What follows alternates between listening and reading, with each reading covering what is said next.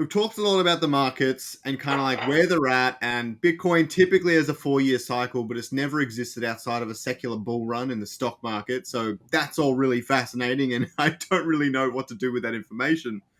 But in your opinion, what do you predict could be the catalyst for the next bull run? Really, all the previous bull runs have seemed to have different catalysts, but realistically, they all kind of occurred after the Bitcoin halving. So who really knows what to believe? Do you think something will catalyze it, whether it's gaming or something else? Or Yeah, I mean the Fed like backing off. yeah, Honestly, I mean like M2 Yeah. supply, money supply. That's like the it's like okay, well shit. Someone call J Powell. I think, but in order, I think ultimately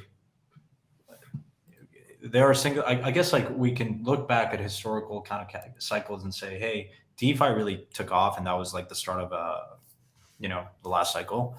But like underneath that was years and years of infrastructure build out and Maker kind of being quite like it's difficult, right? Because there's years in the bear market where there's a lot of focus on infrastructure and projects that go unnoticed and are prerequisite substrates in order for this kind of chain reaction to happen.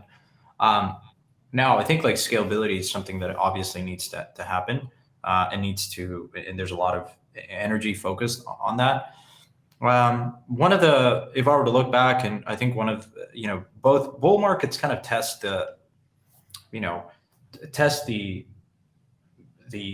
applicability of like this technology. And I think we constantly push these boundaries, right? And say, okay, like, yeah, it's really exciting, but things need to improve for this to become mainstream. And I think, people, it's sort of become more evident that, people are not ready to manage their own keys. And you look at like Bored Apes kind of experience, like a lot of people just are unfortunately like being scammed and, phishing attacks and all this stuff, and key management's not very, very good.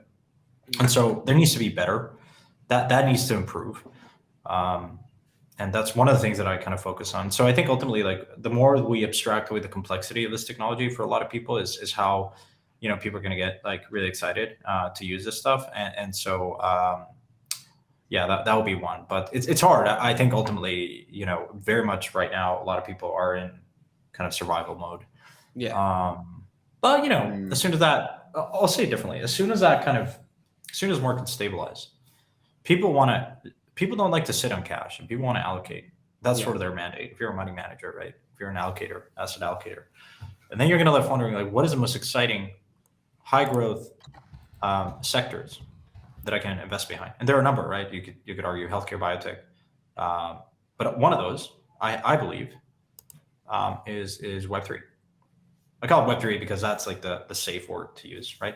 Crypto is like he who must not be named. Is sort of, crypto's a dirty word for a lot of these guys, but Web3 is great. It's like So I use Web3 interchangeably, but I think that's where the upshot here is that a lot of people have already been captivated, interested, increasingly so about this technology, believe in the movement, are going to look at the current events of the whole Celsius and Three Arrows situation and say, yeah, okay, like that's definitely going to it's off-putting for a lot of people. But I think ultimately smart people will realize this is the high growth area that you want to be investing. It's the next frontier of the internet.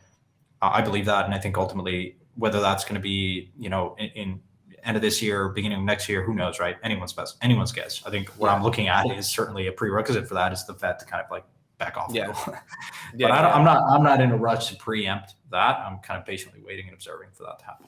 Yeah, absolutely. I agree.